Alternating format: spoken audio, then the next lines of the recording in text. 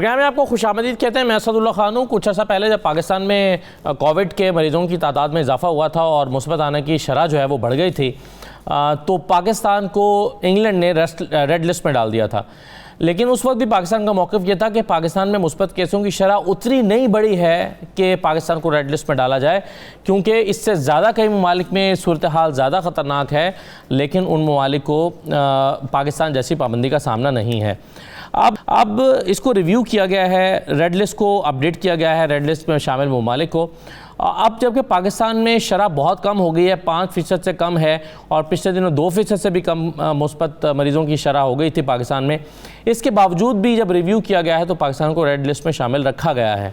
अब सवाल ये पैदा होता है कि पाकिस्तान में सूरत हाल बिल्कुल ऐसी खौफनाक ख़तरनाक नहीं है कि इसको रेड लिस्ट पर रखा जाए, तो अभी तक ये क्यों है, और इसको क्या दोबारा कब रिव्यू किया जाएगा, पाकिस्तान रेड लिस्ट से कब निकल सकता है, पाकिस्तान को रेड लिस्ट में रखने से क्या प्रॉब्लम्स हो रहे हैं और आने वाले दिनों में क्या मंजरनामा होगा, इस सारी सूरत हाल पर हम गुफ्तगू करेंगे। मेरे साथ डॉक्टर नाहिद खान मौजूद हैं। बहुत शुक्रिया डॉक्टर साहब। हमारे साथ अहमद शहजाद साहब मौजूद हैं, काउंसलर हैं और OBE चेयरमैन इंसानी हुकूक कमीशन बरतानिया, आपको खुशामदीद कहते हैं। गुलाम हुसैन अमान साहब हमारे साथ मौजूद हैं, हमारे ब्यूरो चीफ हैं 92 में, और डॉक्टर यूनुस साहब मौजूद हैं, आप लंदन से हमारे साथ मौजूद हैं। तमाम मेहमानों को खुशामदीद। गुलाम हुसैन अमान साहब, सबसे पहले तो ये बताइए कि ये पाकिस्तान को अभी भी, अब तो बिल्कुल तवक्को की जा रही थी कि पाकिस्तान को रेड लिस्ट से निकाल दिया जाएगा, लेकिन शामिल रखा गया है। ये क्राइटेरिया है कुछ कि क्या कितने % अगर मुस्बत मरीज़ों की मुस्बत केसेस की शरह होगी तो उनको आप रेड लिस्ट में डालेंगे?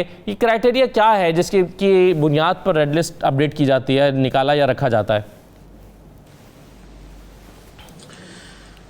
बहुत शुक्रिया असद। देखिए, बहुत सारी चीज़ों के साथ साथ एक और क्राइटेरिया भी है कि अगर आपकी किसी भी कंट्री में 20% से ज़्यादा जो है वो शरह होती है कोरोना वायरस के केसेस की, और उसको उन ममालिक को जो है वो शामिल कर लिया जाता है। जब पाकिस्तान की शरह जो है वो अभी 20% भी नहीं, उस वक्त शायद नहीं थी जब पाकिस्तान को शामिल किया गया, तो उस वक्त भी बहुत सारे जो यहाँ पर मेंबरान पार्लियामेंट हैं, नवाज शाह समेत, उन्होंने ये सवाल उठाया और उसका भी जो है वो इतना कोई तसल्ली बख्श जवाब नहीं दिया गया। लेकिन उसके बाद केसेस बढ़ना शुरू हो गए, फिर भारत को भी शामिल कर लिया गया, तो फिर इस बारे में जो है वो कुछ खामोशी आ गई।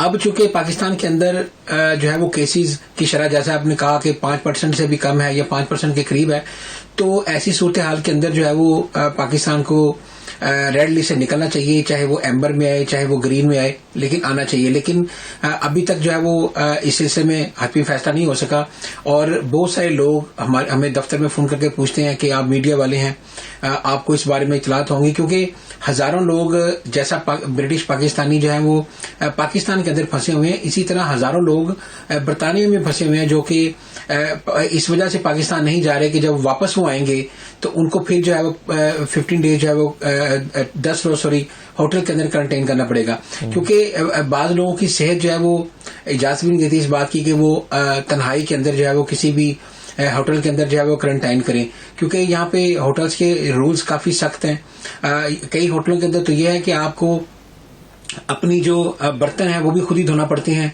और अपनी जो बेडशीट चादरें वगैरह भी खुद ही चेंज करना पड़ती हैं, और बिल्कुल आप किसी भी शख्स से नहीं मिल सकते। बस आपको खाना जो है वो आपके दरवाजे के आगे रख दिया जाएगा और आप उसको खा के अपने बर्तन जो है वो डिस्पोजेबल वहां पे रख देंगे।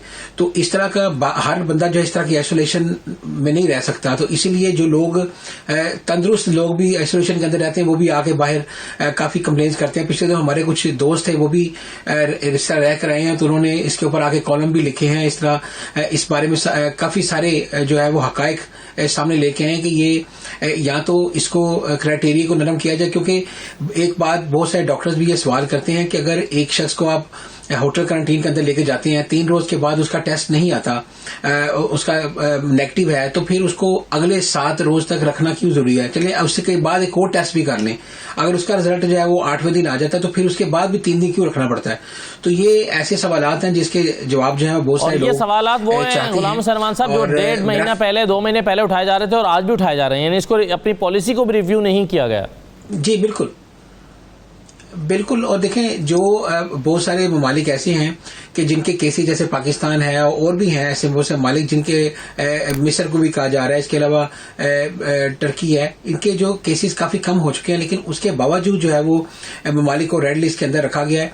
और अगर हम पाकिस्तान की बात करें, चूंकि पाकिस्तान और बरतानिया दो ऐसे मुल्क हैं जिनके बहुत सारे शहरी जो है वो आपस में, एक तो बहुत बड़ी तादाद के अंदर पाकिस्तानी यहाँ पर हैं, और दूसरा ब्रिटिश पाकिस्तानियों का पाकिस्तान के अंदर जैसे वैसे छुट्टियां बच्चों के आगे आ रही हैं, आना जाना पाकिस्तान में बहुत बड़ी रूटीन है। तो इस हवाले से लोगों के में काफी ज्यादा मुश्किलात हैं। लोग पाकिस्तान के अंदर ब्रिटिश एम्बेसी फोन कर रहे हैं, ईमेलें कर रहे हैं कि कोई हमें पता चल जाए ताकि हम अपनी चीजें प्लान करें। कई लोगों ने शादियों में जाना है, कोई शादियां प्लान करनी है, बहुत सारी चीजें हैं, लेकिन जब तक पता ही नहीं है कि कब तक जो है वो पाकिस्तान हाँ जी। लेकिन अब ये कहा जा रहा है, कुछ शनीद है, कुछ इतलात मिल रही है कि शायद 15 जुलाई को जो रिव्यू होने जा रहा है उसमें शायद कोई मुस्बत खबर पाकिस्तान के हवाले से आए। जी सही है, बिल्कुल सही है। अहमद शहजाद साहब, आप कैसे देखते हैं इस फैसले को कि अभी रिव्यू हुआ, इसमें बहुत सारे लोग ये तवक्को कर रहे थे कि पाकिस्तान को रेड लिस्ट से निकाल दिया जाएगा क्योंकि यहाँ तो तकरीबन कंट्रोल्ड है। पिछले दिनों तो 1-2 दिन ऐसी खबरें भी आईं कि 1.7 तक पॉजिटिव रेट रहा, जो कि बहुत ही हौसला अफजा था। तो इसके बावजूद रेड लिस्ट में रखना पाकिस्तान को आप समझते हैं जस्टिफाइड है? नहीं, बिल्कुल जस्टिफाइड नहीं है। और अवान साहब ने आपको वो सारी जो इसका जूस है वो निकाल के इशू का आपको बता दिया है। दरअसल ये सब पॉलिटिकल चीजें हैं।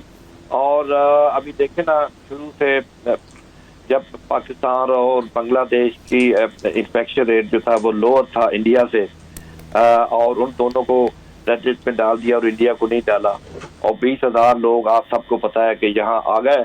और उन्होंने अब जो हमारा हाल यहाँ किया हुआ है, हमारी इन्फेक्शन रेट जो बढ़ रही है, तो इसलिए ये बहुत ही तकलीफ दे बात है। यहाँ बहुत से पाकिस्तानी यहाँ फंसे हुए हैं जिनके कारोबार है पाकिस्तान में। एक तरफ तो पाकिस्तान हुकूमत जो है वो हमें सहूलतें दे रही है कि आगे यहाँ इन्वेस्ट करो, लेकिन दूसरी तरफ इन्होंने वो हमें रोका हुआ है। वो जिन लोगों के कारोबार है वहाँ, वो यहाँ बैठ के परेशान है, सब्र कर रहे हैं कि हम अपने कारोबारों को जाके देखें, हम अपनी फैमिलियों को जाके मिलें।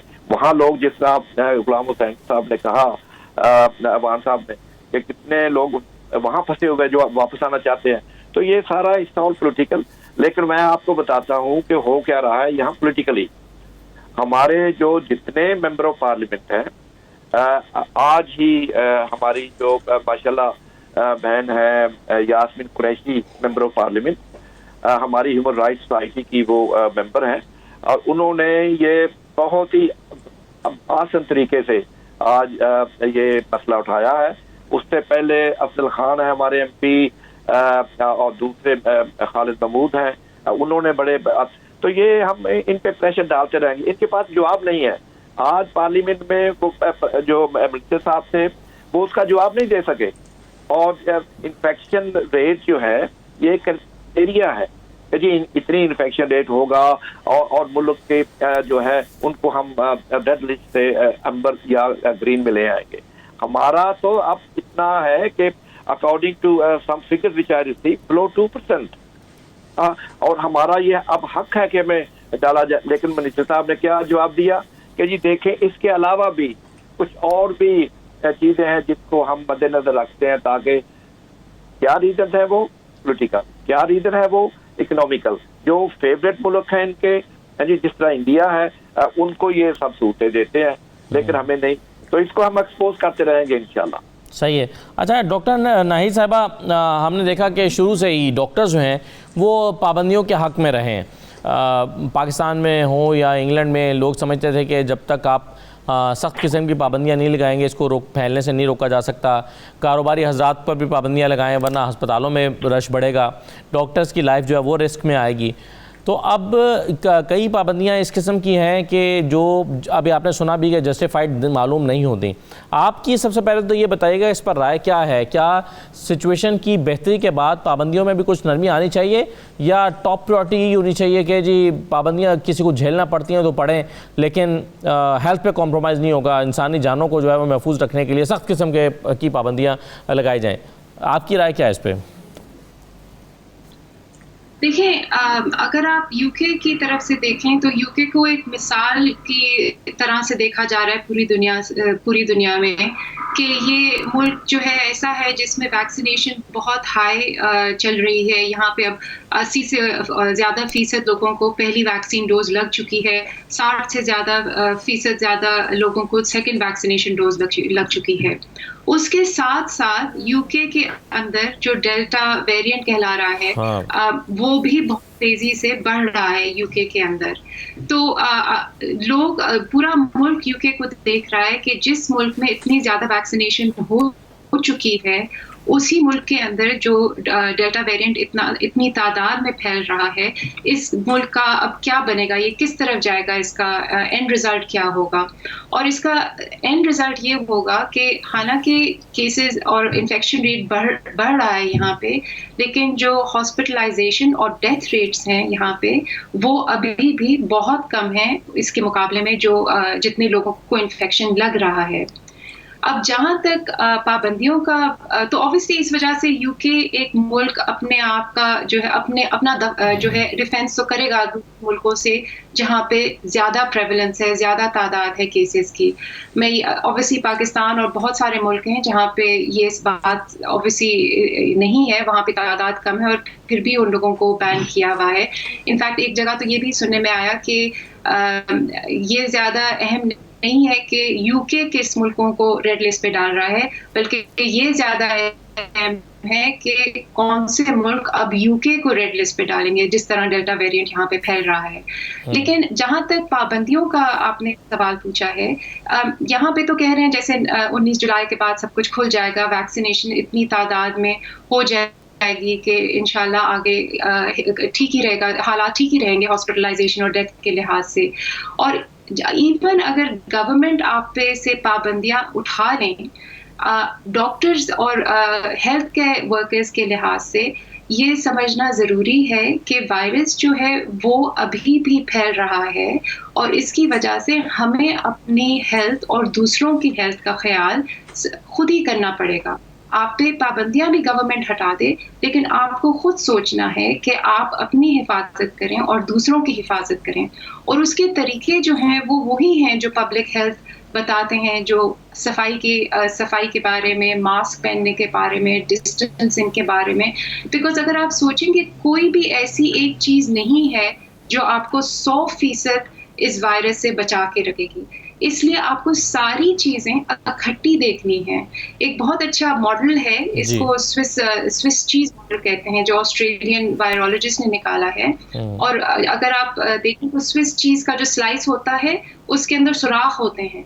अगर आप उनके 9 पीसेस साथ साथ रखें, हालांकि हर स्लाइस के अंदर सुराख है, यानी कि हर एहतियात जो आप कर रहे हैं उसके अंदर कोई भी 100% आपको गारंटी नहीं है कि वो आपको वायरस से बचाएगा, लेकिन इकट्ठे जो है सारे स्लाइसेस मिलके आपको काफी हद तक बचाते हैं। तो इवन दो आपकी वैक्सीनेशन रेट हमारी जैसे बहुत हाई है, लेकिन फिर भी हमें अपने लिए और दूसरों के लिए बहुत जरूरी है कि हिफाजती तरीके इख्तियार करें और उनको जारी रखें। अब जैसे सिंगापुर में वो नॉर्मलाइज करना चाह रहे हैं सब कुछ, न्यू नॉर्म जो बनाने की कोशिश कर रहे हैं, उसमें यही बता रहे हैं कि अगर आप वैक्सीनेशन एक लेवल पे आ जाए, लेकिन उसके बावजूद फिर भी अगर लोग जैसे मॉल के अंदर जा रहे हैं तो उनको एक वो ब्रेथ एनालाइजर टेस्ट किस्म का एक बना रहे हैं ताकि लोग उसी वक्त चेक करें कि पॉजिटिव हैं कि नहीं है। तो एक न्यू किस्म की क्लैरिटी क्रिएट होगी इससे।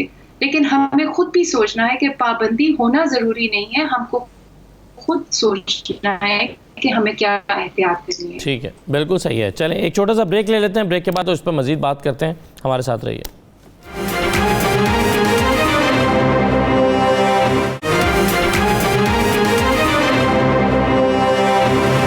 दोबारा आपको खुशामदीद कहते हैं। मैं गुलाम हुसैन साहब के पास आने से पहले ज़रा अहमद शहजाद साहब के सामने एक सवाल रखना चाहता हूँ। अहमद शहजाद साहब, आपने जैसे कहा कि जस्टिफाइड नहीं है और हमने इस पर बात करेंगे, मुझे ये बताइए कि क्या बरतानवी हुकूमत से जो MPs हैं वो फॉर्मली ये बात नहीं कर सकते और अपने मुतल्लिका जो फोरम्स हैं उसके ऊपर ये बात नहीं रख सकते? और इस पर जो मैं एहतजाज का लफ्ज़ तो इस्तेमाल नहीं करूँगा, लेकिन क्या इस इशू को रेज़ नहीं किया जा सकता या रेज़ किया जाना चाहिए था, इससे पहले हो चुका होता?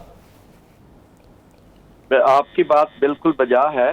मैंने वही अर्ज किया था पहले कि हमारे जो एमपीज हैं उनके साथ साथ अंग्रेज एमपी भी जो हैं वो भी उनका साथ दे रहे हैं, और हम लोकल अथॉरिटीज के थ्रू काउंसिल्स में, जिस तरह मैं यहाँ human rights society of Pakistan UK का चेयरमैन हूँ, और फिर एथनिक मिनोरिटी का भी मैं चेयरमैन, तो मैं हम लोग हर जगह इस इशू को जो है ना वो हाईलाइट कर रहे हैं। तो इसका जवाब क्या, दूसरी तरफ का आर्गुमेंट क्या है अहमद शहजाद साहब, आर्गुमेंट क्या है जब रिफ्यूजल होता है तो क्या कहते हैं?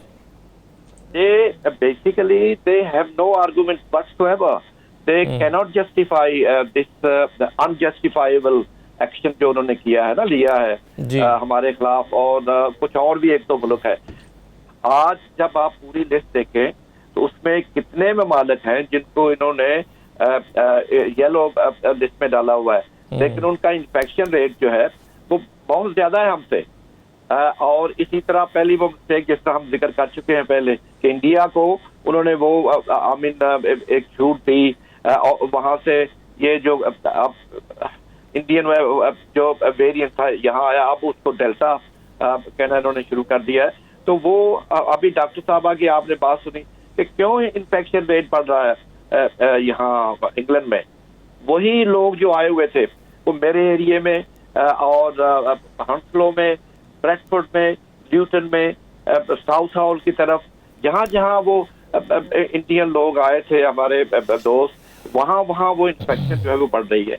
तो it is A double standard, और वो हम उसको एक्सपोज कर रहे हैं। और मुझे बहुत उम्मीद है कि ये 19 जुलाई को जो ये 15 या 19 को जो भी हमारी मीटिंग हो रही है हेल्थ मिनिस्टर के साथ हमारे एमपीज की, वहाँ शायद कुछ ना कुछ हमें वो क्या नाम है वो कुछ ना कुछ अच्छी बात जो है वो सामने आए, अच्छी खबर जो है वो कुछ सामने आए। लेकिन इसका मतलब ये नहीं है, मैं तो ये भी अर्ज करूंगा कि आप भी गवर्नमेंट पाकिस्तान को बावर करवाएं कि वो प्रोटेस्ट करें इसके खिलाफ।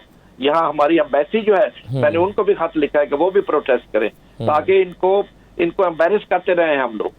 सही, थैंक यू। बिल्कुल सही है। अच्छा डॉक्टर नाहिद साहबा, ये डेल्टा वेरिएंट जो है ज़रा इसके बारे में कुछ बताएं, ये क्या है, क्या ये ज़्यादा ख़तरनाक है और ये वाला जो वेरिएंट है, और फिर ये कि ये क्या कि कहा जा सकता है कि ये इंडिया से में, चूँकि ये पहली दफ़ा इंडिया में सामने आया तो ये इंडिया से यहाँ पर आया है यूके में, और फिर यूके की गवर्नमेंट जो है इसकी रोकथाम के लिए क्या कर रही है कि ये मज़ीद बाकी दुनिया में ना फैले? इसके लिए अपने शहरियों पर भी कोई पाबंदियाँ लगाई हैं हुकूमत ने? जहाँ तक डेल्टा वेरिएंट का है ओरिजिन, वो हमें पता है कि इंडिया ही से आया था वो वेरिएंट, और ये अप्रैल में यहाँ पे बढ़ना शुरू हुआ था। और अभी तक हमें इसके बारे में जो चीज़ पता है वो ये है कि इसकी जो ट्रांसमिसिबिलिटी है, यानी कि इसका एक बंदे से दूसरे बंदे को लगना जो है, उसका अल्फा वेरिएंट जो पहले वेरिएंट निकला था या जो ओरिजिनल कोविड वायरस था, उससे कोई 50 से 60% ज़्यादा इसकी लगने की कैपेसिटी है।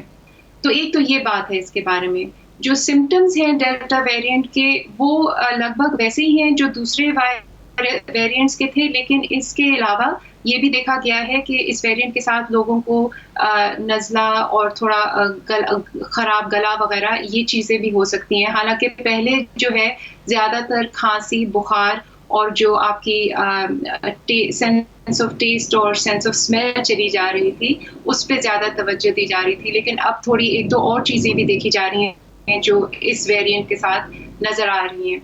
ये कि ये वायरस ज़्यादा ख़तरनाक है, अभी तक इसका हमें पता नहीं है, और उसकी एक दो वजहें हैं कि एक तो ये कि ऑब्वियसली बहुत सारी अब ट्रीटमेंट्स भी हैं जो इस्तेमाल हो रही हैं पेशेंट्स के अंदर, और दूसरी बात ये भी है कि जो वैक्सीनेशन हुई है उसकी वजह से हमें पता है कि जैसे एस्ट्राजेनेका का जो वैक्सीन है, अगर आपको 2 जैब्स लग चुके हैं तो आपके आपको 60% जो है वायरस लगने से आप बच सकते हैं। अगर फाइजर की लगी है तो 80% से ज़्यादा आपको प्रोटेक्शन है डेल्टा वेरिएंट से। और इनफैक्ट हॉस्पिटलाइजेशन जो है उसमें तो दोनों वैक्सीनेशन की 90% से ज्यादा आपको यानी कि वायरस से आप बच सकते हैं हॉस्पिटलाइज होने के लिए। तो ये सारी चीजें हमें वायरस के बारे में फिलहाल पता है। ऑब्वियसली बहुत सारी रिसर्च अभी जारी है कि इसमें और क्या मजीद चीजें हैं। इनफैक्ट एक और डेल्टा प्लस वेरिएंट भी निकला है जिसमें एक और थोड़ी सी म्यूटेशन है, लेकिन उसकी अभी जो केसेस हैं बहुत कम है तादाद में यहाँ पर। जहाँ तक रिस्ट्रिक्शंस हैं यूके के अंदर डेल्टा के लिहाज से, मेरे ख्याल में स्पेसिफिकली डेल्टा के लिहाज से कोई रिस्ट्रिक्शंस नहीं है, लेकिन जनरली जो हमारा लॉकडाउन जो चल रहा था काफ़ी अरसे से और फिर आहिस्ता आहिस्ता जो रिलीज़ होना शुरू हुआ था वो जो है वो अभी तक उसी तरह चल रहा है और वही पब्लिक हेल्थ मेजर्स एम्फसाइज किए जा रहे हैं जिसको मेरे ख्याल में किया जाना भी चाहिए। जिस तरह मैंने पहले भी समझाया, ये बहुत ज़्यादा ज़रूरी है। आगे भी इवन वायरस जब कम हो जाएगा उसके बाद भी हमें ये चीज़ एहतियात के मेजर्स करने पड़ेंगे। लेकिन फिलहाल ऑब्वियसली यूके में ही सबसे ज़्यादा तादाद है क्योंकि ऑलमोस्ट आई थिंक 90 से ज़्यादा फीसद वेरिएंट इस वक्त यूके के अंदर जो है वो डेल्टा वेरिएंट है। हालांकि यूएस में आई थिंक अराउंड 20% है अभी तक डेल्टा वेरिएंट का जहां तक ताल्लुक है। सही, बिल्कुल सही है। तो ये गुलाम हुसैन अमान साहब, मैं आपके सामने भी ये सवाल रखता हूँ कि गवर्नमेंट जो है वो कितनी कंसर्न है डेल्टा वायरस के फैलाव को रोकने के हवाले से, कितने विजिलेंट है, और क्या इसके बाद कुछ नए स्टेप्स लिए गए हैं या वो जो पहले से चीज़ें चल रही हैं बस उसी में इसको कवर किया जा रहा है, या इसके बाद इसके सामने आने के बाद और इसके फैलने के खौफ की वजह से कुछ नए स्टेप्स लिए गए हैं? देखिए असद, एक तो गवर्नमेंट जो है वो, ये मैं बात आपको क्लियर कर दूं कि उनका कोई मेरा ख्याल है कोई ऐसा नहीं हो सकता कि पाकिस्तान या किसी और मुल्क के साथ कोई ऐसा कंसर्न हो कि उन्होंने जबरदस्ती जो है वो अनाद हो, उन्होंने ग्रीन लिस्ट में रेड लिस्ट में रखना, ऐसा बिल्कुल नहीं है। लेकिन वजह सिर्फ ये आ रही है, जैसे अहमद शहजाद साहब ने भी कहा, कि ये कहीं ना किसी जगह पे लैक हो सकता है किसी मालूमात का, या कोई ऐसे तहफ़्फ़ुज़ात हो सकते हैं कि जिसकी वजह से उनको ये शक हो कि वहाँ पर केसेस ज़्यादा हैं, रिपोर्ट कम हो रहे हैं, या ऐसा हो सकता है कि वो एक्स्ट्रा एहतियात कर रहे हैं, बहुत ज़्यादा जो है वो इस सिलसिले में एहतियात की जा रही है, कहीं इसको थोड़ा सा ईज करने से ये केसेस ना बढ़ जाएं। क्योंकि बरतानवी प्राइम मिनिस्टर कई बार ये बात कह चुकी हैं कि हमने जो इतनी मेहनत करके इतने आई थिंक मोर देन 70% लोगों को डबल डोज वैक्सीन की लगा के, उसके अलावा इतनी सारी पाबंदियां लगा के, शायद बिलियंस ऑफ पाउंड का जो है वो खसारा बर्दाश्त करके यहाँ तक जो है अगर सूरत हाल हमने कुछ कंट्रोल की है तो बेहतर की है, तो अगर हम इसको जरा सी को बेहतियाती करके इसको ज़ाया नहीं करना चाहते, तो इस वजह से वो बाज ऐसे ममालिक भी पाकिस्तान जैसे उसकी लपेट में आ जाते हैं कि जिनको शायद इतनी सख्त पाबंदियां नहीं होनी चाहिए, लेकिन वो लगी हुई है सिर्फ इसलिए कि वो बहुत ज्यादा एहतियात करना चाह रहे हैं कि कहीं मामला जो है वो दोबारा हाथ से ना निकल जाए। और यही वजह है कि जब ये इसको 19 जुलाई को जब पाबंदियां खत्म होनी थी, 21 जून को खत्म होनी थी, तो उसको एक महीना एक्सटेंड इसीलिए किया गया कि हम इसको मजीद कंट्रोल कर सकें। अभी भी जो सूरत हाल हो रही है, तकरीबन 25,000-26,000 केसेस रोजाना नए केसेस आ रहे हैं। जैसे डॉक्टर साहब ने कहा कि केसेस रजिस्टर होने हैं, लेकिन अनफॉर्चुनेटली इस दफा ये हो रहा है कि अमवात कम हो रही हैं। जो पहले इतने केसेस होते थे तो बहुत ज्यादा अमवात भी हो रही थी, लेकिन इस दफा जो है वो अमवात 15, 20 या 16 इस तरह रजिस्टर्ड हो रही है, लेकिन केसेस बहुत हो रहे हैं। इसके ऊपर जो है वो गवर्नमेंट काफी तुंदही से काम कर रही है ताकि केसेस जो है वो किस तरह कम किए जा सकें। और डेल्टा वेरिएंट जो है वो इसका बरतानिया के जो बहुत सारे ऐसे इलाके हैं जहां पर एशियन लोग आबाद हैं, वहां पर जो है वो इसकी शरह तेजी के साथ बढ़ रही है। और अभी साजिद जुवैद साहब जो नए हेल्थ सेक्रेटरी बने हैं 2 दिन पहले, उन्होंने ये कहा है कि हम ये जो पाबंदियां हैं वो जल्दी नरम नहीं करेंगे, लेकिन ये भी मैं बताऊं कि हम कोशिश करेंगे कि दोबारा लॉकडाउन ना लगे, लॉकडाउन की सूरत हाल दोबारा ना आए, लेकिन इतनी आसानी के साथ भी हम पाबंदियां खत्म नहीं करेंगे। अब ये जो 19 जुलाई को बारे में जो फैसला होना है, I think mid of July होगा, और उसके अंदर हो सकता है कि वो अगर ईज करते हैं तो उसके अंदर भी कुछ कंडीशंस रख दें कि इस कंडीशन के साथ हम ईज कर रहे हैं ताकि लोग बिल्कुल ही अपने आप को इंडिपेंडेंस ना समझ के, जिस तरह कुछ लोग इसको आजादी का नाम दे रहे हैं जी, ये इंडिपेंडेंस डे होगा 19 जुलाई। तो बहरहाल हुकूमत ने इस परसेप्शन को शायद जो है वो खत्म करना चाह रही है कि लोग इंडिपेंडेंस समझ के तो बहुत ज्यादा ओपन होके तो दोबारा जो हमारी ये चीज वेरिएंट जो है वो दोबारा ना इतना फैल जाए कि फिर हमसे कंट्रोल ना हो। तो इसलिए गवर्नमेंट की ये कोशिश होगी मेरे ख्याल से कि अगर हम ये 19 जुलाई को अगर ये हम पाबंदियां नरम करते हैं तो कंडीशन साथ हम ऐसी रखें ताकि लोग अभी समझें कि हमने कोरोना वायरस की जो पाबंदियां हैं उनको फॉलो भी करना है और उनको अमल भी करना है ताकि हम बरकरार रखना है। तो मेरा ख्याल है ये गवर्नमेंट मैयर्स ले रही है, ये वजह है। राइट एक छोटा सा ब्रेक लेते हैं जी। ब्रेक वापस आते हैं तो मैं वो ज़रूर जानना चाहूँगा आपसे कि कुछ अर्सा पहले जब हम कहते थे कि बैरून मुल्क से आने वालों को या सफ़र करके आने वालों को जो है वो 10 दिन के लिए क्वारंटाइन करना है और उसमें हम देख रहे थे कि उनको बहुत सारी प्रॉब्लम्स का सामना, यानी उस सहूलियत नहीं मिल रही थी। कुछ लोग अदालत में भी गए थे, अदालत ने भी कहा था इनको सहूलियत मिले।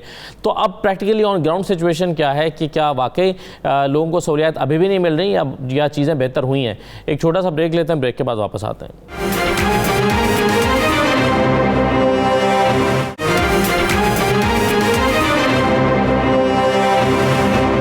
दोबारा आपको खुशामदीद कहते हैं।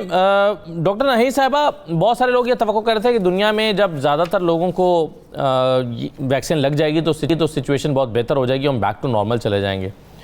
लेकिन अभी भी ख़तरा कम नहीं हुआ और तरह तरह के जो वेरिएंट्स आ रहे हैं उसके बाद ऐसा लगता है कि, और ये भी यकीन से नहीं कहा जा सकता कि कौन सी मेडिसिन जो है या कौन सी वैक्सीन किस वेरिएंट के ख़िलाफ़ कितना मौसर है। अगरचे इस पर रिसर्च हो रही है, कुछ रिपोर्ट्स हमारे सामने आती रहती हैं।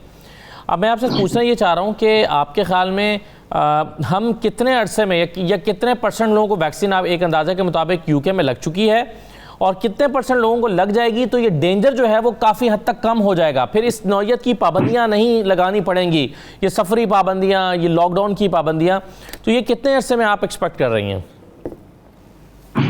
काफी मुश्किल सवाल है, लेकिन मैं ये बता सकती हूँ आपको कि जो कैलकुलेशंस किए हैं जो साइंटिस्ट ने, वो ये है कि अगर 85% रफली अगर लोगों को दोनों वैक्सीन लग चुकी है तो रफली स्पीकिंग उधर जो है काफ़ी सेफ माहौल रहेगा फ़िलहाल, जहाँ तक अभी तक जो डेल्टा वेरिएंट के बारे में जितना हम जानते हैं और जितना डेल्टा वेरिएंट का वैक्सीन का जो है डेल्टा वेरिएंट के ऊपर असर हो रहा है हॉस्पिटलाइजेशन और अमवात के मुतालिक। आगे अगर और वेरिएंट्स निकलें तो उसके बारे में कहना मुश्किल होगा, लेकिन जहाँ तक यानी कि ये है कि ऑब्वियसली सॉरी आपका दूसरा सवाल क्या था? जी मैं ये कह रहा था कि कितने अरसे में हम कितने %, वो तो आपने बता दिया कि कितने % लोगों को लग जाए तो चीज़ें बेहतर हो सकती हैं, और कोई टाइम पीरियड हम एक्सपेक्ट कर सकते हैं कि कितने अरसे में चीज़ें बेहतर हो जाएंगी, यानी कितने अरसे में हम 85% लोगों को वैक्सीन लगाने के काबिल हो जाएंगे? बिल्कुल, आज मैं इकोनॉमिस्ट में देख रही थी कि उन्होंने एक नॉर्मलसी इंडेक्स का ग्राफ बनाया है जिसमें ये नजर आ रहा है कि जो बड़े मुल्क हैं जैसे यूके, चाइना, अमेरिका वगैरह में, अगर आप जो हमारी डेली रूटीन होती है जैसे पब्लिक ट्रांसपोर्ट है, शॉपिंग करना, बाहर खाने पीने की जाना वगैरह, इन चीज़ों को मद्देनजर रख के एक उन्होंने नॉर्मलसी इंडेक्स बनाया है इन मुल्कों के अंदर, और उसमें ये नजर आ रहा है कि फिलहाल ऑलमोस्ट 50% प्री कोविड लेवल पे ये मुल्क आ चुके हैं कि ये सब कुछ हो रहा है। ऑब्वियसली इकोनॉमिकली फिलहाल जैसे आपको पता है चीजें फिर भी अभी उसमें तो बहुत टाइम लगेगा, लेकिन जहाँ तक नॉर्मेलिटी आने में जो आप बात कर रहे हैं उस इंडेक्स में ये दिखाया गया है। अब ज़ाहिर इन मुल्कों में वैक्सीनेशन बहुत ज़्यादा हो चुकी है, लेकिन जैसे पाकिस्तान है और मुल्क हैं जहाँ पे वैक्सीनेशन नहीं हुई है, नॉर्मेलिटी जहाँ तक मुझे समझ में आई है वैसे भी आ चुकी है, बिकॉज ऑब्वियसली इकोनॉमिकली लोग अफोर्ड नहीं कर सकते काम पे जाना और हर चीज़ लॉकडाउन होना, इस चीज़ को अफोर्ड ही नहीं किया जा सकता। तो आई थिंक नॉर्मेलिटी की जो बात है वो वेरी करती है आप किस मुल्क में हैं और वहाँ पे क्या सिचुएशन है, लेकिन ये चीज़ हमें इस चीज़ पे तवज्जो देनी चाहिए कि हम एक मुल्क में रह के जो है उससे सारा मसला हल नहीं हो सकता, बिकॉज वही बात फिर आ जाती है कि जब तक पूरी दुनिया के अंदर वैक्सीनेशन ना फैल जाए उस वक्त तक नॉर्मेलिटी तो आ ही नहीं सकती, बिकॉज ऑब्वियसली ये ट्रांसमिशन तो चलती रहेगी। So I think difficult question to answer, it just depends कि आप कहाँ हैं और उधर क्या सूरत हाल है और उस मुल्क में क्या।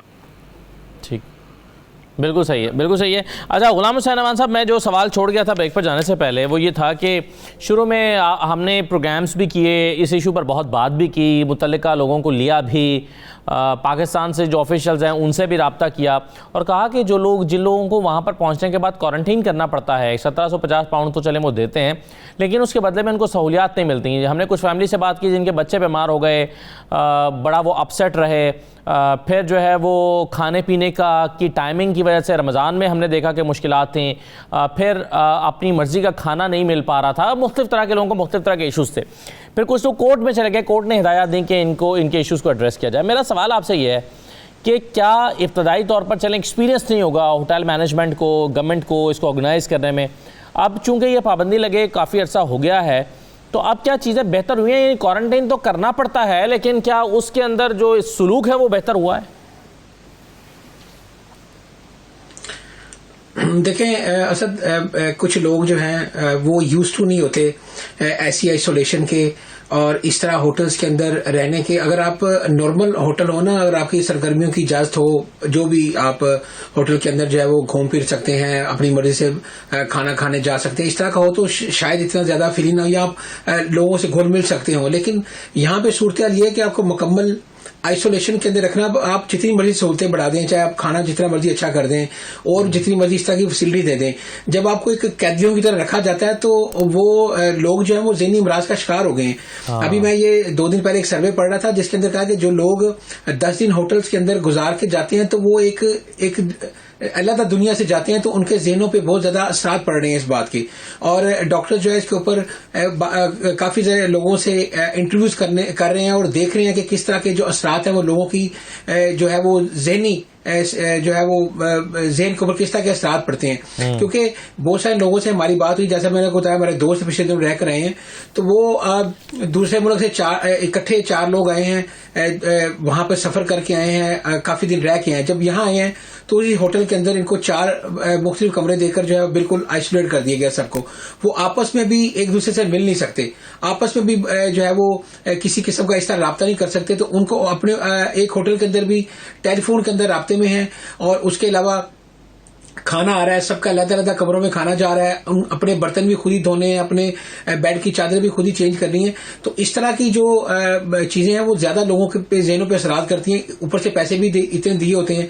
तो ये चीजें आप सोचते, पहले तो ये मसला होता था कि जी जो होटल्स का खाना है वो हर बंदा नहीं खा सकता, या कुछ लोगों की तबीयत इस तरह की नहीं होती है कि वो इस तरह ब्रेड और सैंडविचेस खाएं, तो इसलिए ये इन्होंने इजाजत दे दी कि अब खाना बाहर से भी मंगवा सकते हैं। अब खाने का मसला तो किसी हद तक हल हो गया, लेकिन वो भी बाहर से अगर कोई खाना मंगवाता है, ज़ाहिर है वो भी एक एक्स्ट्रा कॉस्ट है, या कोई बंदा लेकर आता है। उसके बावजूद वो वाली जो बात है कि मैं गया था एक होटल के अंदर, मैंने देखा तो वहां पर जो सिक्योरिटी गार्ड थे बिल्कुल इसी तरह अलर्ट खड़े थे चारों तरफ होटल के, जिस तरह कोई बहुत बड़ी कोई प्रिजन होती है, और वहां पर लोग जो है वो इसी तरह उसको कॉर्डन ऑफ करके खड़े हुए हैं। कोई बंदा बाहर से आता है, उसको मुकम्मल तौर पर एक फासले पर रहकर पूछा जाता है आप क्यों आए हैं, किससे मिलना है, आपने उससे फोन किया है, आपसे तय किया है, क्या करने आए हैं, खाना लेके आए हमें दे जाएं, नाम लिख के दे जाए हम पहुंचा देंगे। तो इस तरह का वो जो एनवायरनमेंट है ना बाहर के बंदे के लिए, वो भी एक बड़ा एक स्केरी किस्म का है। लेकिन जो अंदर रह रहे हैं ज़ाहिर है बिल्कुल वो करता है मेंटली। और मेरे ख्याल से अगर जैसा मैंने पहले भी थोड़ी देर पहले कहा कि अगर हुकूमत को इस तरह का कर ले, इनके डेज 5 कर दे, या कोई थोड़ा सा और इस तरह की रिलैक्सेशन हो जाए कि बकाया 5 दिन होटल के अंदर रहें तो 5 दिन घर के अंदर क्वारंटाइन कर लें, तो शायद फिर भी लोगों की मुश्किलात में थोड़ी सी कमी आ जाए और लोग वहां से ट्रैवल भी करें। अभी हजारों लोग जो है स्टैंड है पाकिस्तान के अंदर और दूसरे ममालिक के अंदर, वो इसी डर से नहीं ट्रैवल करे तो इतने पैसे देने हैं, उतना पैसे देने के बाद जो है वो हम एक अजीब किस्म की अजियत से गुजरेंगे। तो मेरा ख्याल है हुकूमत को इस बारे में अगर थोड़ी सी कुछ चेंजेस रूल्स के अंदर ले आए तो शायद लोगों की मुश्किलात जो है वो कम हो जाए। ठीक है, चलिए एक ब्रेक लेते हैं, ब्रेक के बाद वापस देखते हैं कि 15 जुलाई को जो लिस्ट पर नज़रसानी होगी उसमें क्या चीज़ें मुतवक्के हैं, और क्या यही रास्ता है कि खामोशी से बैठ के 15 तारीख का इंतज़ार किया जाए, या कुछ गवर्नमेंट को रिकमेंडेशंस दी जा सकती हैं किसी भी प्लेटफॉर्म पर पाकिस्तान की अथॉरिटीज़ की तरफ से, या वहाँ पर जो MPs हैं उनकी तरफ से, या कोई डेटा उनके साथ शेयर किया जा सकता है। इस इजलास से पहले उनसे कहा जा सकता है कि आप इस डेटा को देखिए और इस पर आप नज़रसानी करें और पाकिस्तान को रेड लिस्ट से निकालें। क्या मुमकिन चीज़ें हो सकती हैं? एक ब्रेक लेते हैं, ब्रेक के बाद वापस आते हैं।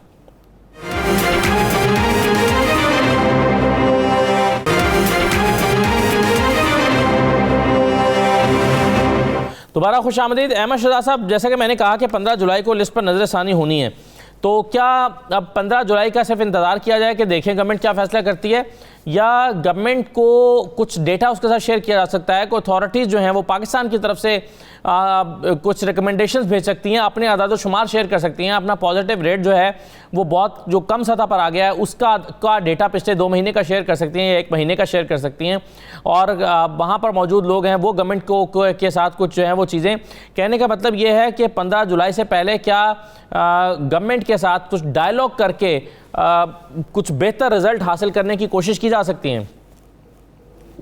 बिल्कुल आपकी बात दुरुस्त है, की जा सकती है। मैंने पहले भी अर्ज किया कि पाकिस्तान गवर्नमेंट को और यहाँ हमारे हाई कमीशन को क्या नाम है, हेल्थ मिनिस्ट्री को और प्राइम मिनिस्टर बोरिस जॉनसन को अप्रोच करना चाहिए और सारा डाटा जो है वो बताना चाहिए। लेकिन मैं यहाँ पता क्या, मुझे सबसे पहले आपको जो रियल इसका जिस्ट है ना कि ये कैसे फैला, इसके असरात क्या है, वो मुझे बताना चाहिए था, जो मैं भूल गया शुरू में। मैं आपको बताता हूँ कि मैनी हेल्थ जो एक्सपर्ट है वो पता क्या कर रहे हैं, 60,000 plus people died needlessly, they could have been saved but because of they are ill thinking and गलत डिसीजनों की वजह से। अच्छा। वो लोग बेचारे। चलें, इस पर अगर आप चाहें तो मुझे इजाज़त दें तो मैं डॉक्टर साहबा का ज़रा कमेंट ले लूँ और रिस्पॉन्ड करना चाहें अगर आपको। डॉक्टर नाहिद साहबा। हाँ, पूछे जरा डॉक्टर साहबा।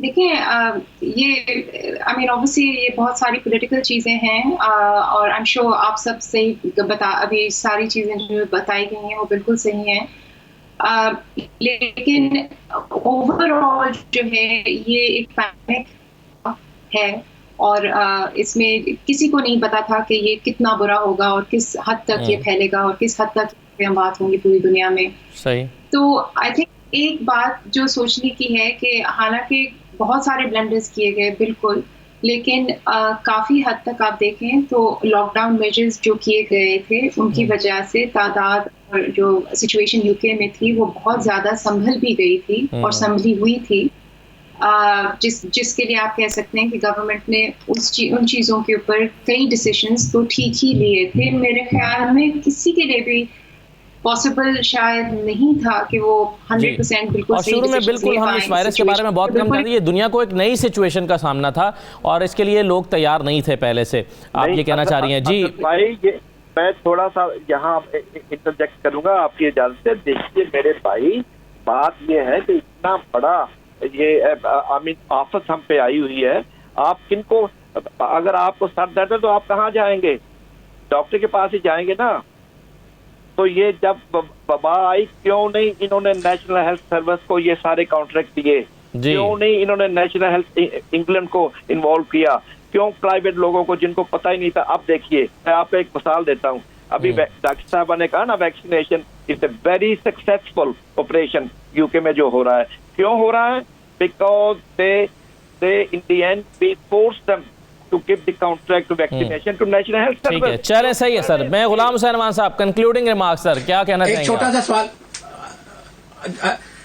मैं सिर्फ डॉक्टर साहब से छोटा सा ये सवाल करना चाहता हूँ कि डॉक्टर साहब, जब ये जो वैक्सीन है पूरी दुनिया में लग रही है, जैसे पाकिस्तान में भी मुख्तलिफ किस्म की वैक्सीन है, कोई चाइना की है, कोई अमेरिका की है, कोई एस्ट्राजेनेका, कुछ तरह, ये जब सारी वैक्सीन का मकसद इम्यूनिटी को बूस्ट करना है, तो फिर ये क्यों क्लासिफिकेशन है? कुछ लोग कहते हैं हमने ये नहीं लगवानी, कुछ ममालिक कहते हैं हमने जिसने ये लगवाई है उसको आने नहीं देना हमने अपने मुल्क में। इसी क्या वजह है, ये थोड़ा सा बता दें। जी उसकी ये वजह है कि बिकॉज जो वैक्सीनेशंस हैं वो ऑब्वियसली डिफरेंट, उन वैक्सीनेशन का इफेक्ट जो है, जिसको एफिकेसी कहते हैं लैब एनवायरनमेंट में और जिसको इफेक्टिवनेस कहते हैं रियल लाइफ के अंदर, उन फिगर्स में डिफरेंसेस हैं। तो अगर आप एक फर्स्ट सेकंड थर्ड के ऑर्डर में देखें तो फाइजर का जो है मॉडर्ना का और फाइजर का काफ़ी हाई एफिकेसी और इफेक्टिवनेस दोनों जो हैं काफ़ी हाई हैं परसेंटेजेस में, और फिर एस्ट्राजेनेका थोड़ा कम है, और बाकी जो साइनोफार्म और बाकी चाइनीज़ वैक्सीन वगैरह जो हैं उधर ही लगभग उसी परसेंटेजेस में आते हैं। तो इसी वजह से इनको जो है डिफरेंटली देखा जा रहा है, क्योंकि ऑब्वियसली आपको जितनी द होल पॉइंट इज कि आपको अगर वैक्सीन लगी है तो आपको वायरस पकड़ने के क्या चांसेस हैं और उसके अलावा वायरस पास ऑन करने के कितने चांसेस हैं। तो जिस वायरस में इसकी सहूलत ज़्यादा होगी तो जाहिर सी बात है उस वायरस को ज़्यादा अहमियत दी जाएगी। तो डिफरेंस इसी चीज़ के अंदर है बेसिकली। लेकिन obviously cost is a big point and AstraZeneca का लगाना जो है इसलिए ज़्यादा हुआ है क्योंकि उसकी कॉस्ट कम रही है। तो जैसे अगर आप इजराइल में देखें वहाँ पे फाइजर ज़्यादा लगी है, यूके में एस्ट्राजेनेका ज़्यादा लगी है, लेकिन एस्ट्राजेनेका जो है वो बाकी दुनिया में भी आसानी से लग सकती है कॉस्ट की वजह से। तो अगर आप इजराइल के रेट्स देखें और हमारे रेट्स देखें तो वो एक कंपैरिजन क्रिएट कर सकता है कि आप दुनिया में क्या इस्तेमाल करते हैं, यानी कि जो गरीब मुल्क हैं उसमें क्या होना चाहिए, बिकॉज फाइजर तो हर जगह नहीं लग सकता है। सही है, बिल्कुल सही है, सही है। बहुत शुक्रिया डॉक्टर साहिबा, गुलाम हुसैन अमान साहब और अहमद शहजाद साहब हमारे साथ प्रोग्राम में मौजूद थे। इजाज़त दीजिए, अल्लाह हाफ़िज़।